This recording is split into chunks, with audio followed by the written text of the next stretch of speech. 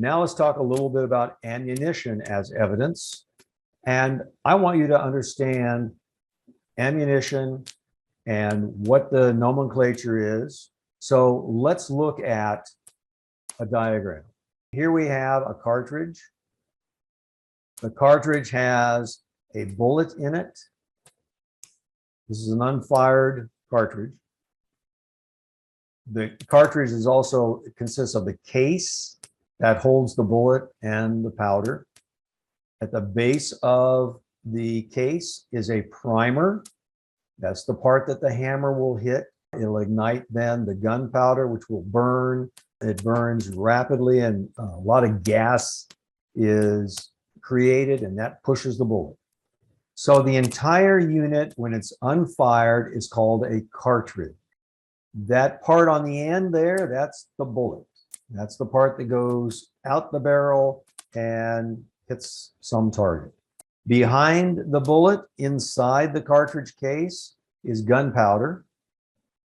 The case here, that's just called the cartridge case. And then at the base of the cartridge case is the primer. I'm going to show you a little video that shows a cartridge being fired. So here is the cartridge. Now they're revealing what it looks like on the inside. There's the bullet. They're touting its improvements.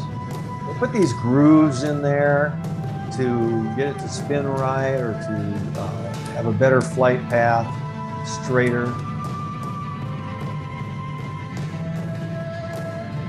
That's the gunpowder right there. Of course, that's the case. And then they have a non-toxic primer. So as it loads into the chamber like that, here's the firing pin. They're doing a cutaway illustration here. That's the firing pin. It hits the primer detonates, ignites the gunpowder, which pushes the bullet. The gases push the bullet out. Now we see it flying, and it reaches its target.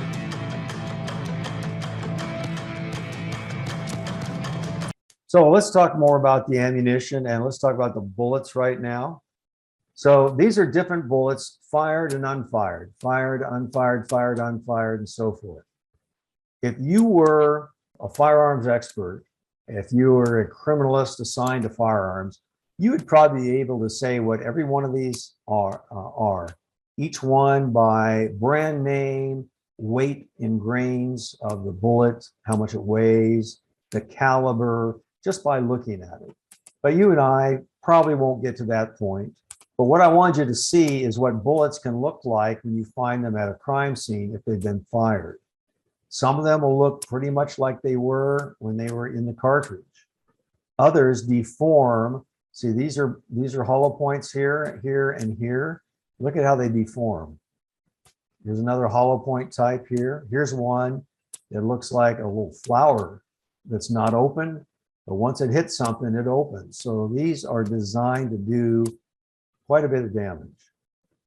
So as you find evidence like this at a crime scene, these would be bullets, both unfired and fired.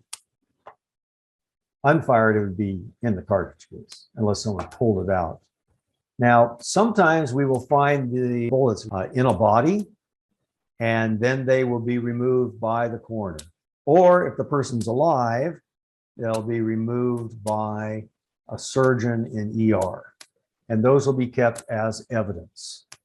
Now, as far as that's if it's in a body, sometimes you'll find it just a bullet that's been used actually laying on the floor.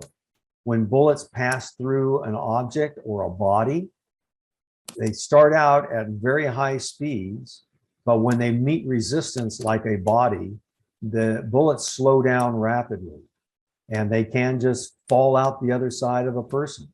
They can be inside a person's clothing.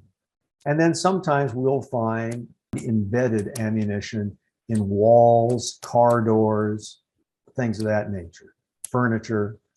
So things to keep in mind: gunshot residue and fingerprints are fragile. Collect gunshot residue and fingerprints as soon as possible. When possible, collect the entire object in which the ammunition is embedded. So let's say that the bullet is embedded in a heavy wooden object. If a bullet is embedded in this, take the whole thing. Then the criminalist can have the job of removing that bullet with causing as little damage as possible. And when you're at a crime scene and you're doing it, you're typically going to be doing things a little more crudely, especially if you bring out saws and pry bars and other tools. If you have something like this that you can take, you're going to go to a wood shop and use a bandsaw or something to cut around where the bullet is. So, collect the object if you can. Always wear protective gear when you're handling objects that would cut or otherwise cause injury to you. That's mainly the tools, but you can also get cut by wood fragments and so forth. And as always, you do not cough, sneeze, or talk over any sample being collected or dry. We're going to document where this ammunition is embedded. So we're going to add it to our notes. We're going to take photographs. We're going to put it on our sketch. And we're going to prepare our packaging. So we'll have a container to put this embedded ammunition in. So let's say it's something we have to dig out of a wall. So we'll have something of suitable size. We'll, of course, have an evidence number for this bullet that's embedded. And then packaging, we're going to put the object into a labeled container. It could be that you're going to put it into a bindle, which then goes into an envelope, or a bindle that then goes into a small cardboard box, and then you seal it properly. Now, if you could not take the entire object to collect the embedded ammunition, what you're going to need to do is get it out of whatever it's embedded in. Maybe it's in a wall. So you're going to use what tools you have available to carefully loosen and remove the ammunition. So you may have a hammer, a chisel or screwdriver, handsaw, whatever you might need. And what you want to do is loosen the ammunition, not pry it out, because as soon as you start digging where you're hitting the bullet itself, you're going to damage the bullet more. It's given that the bullet's going to have some damage to it, having gone through, perhaps gone through something, or at least being embedded, it's going to have some damage to it. But you don't want to add to that. You want it to be the way that it was when you found it. And it's amazing. Sometimes a bullet that's been embedded in a wall, you can still use the striations that are on that bullet to identify the weapon it came from.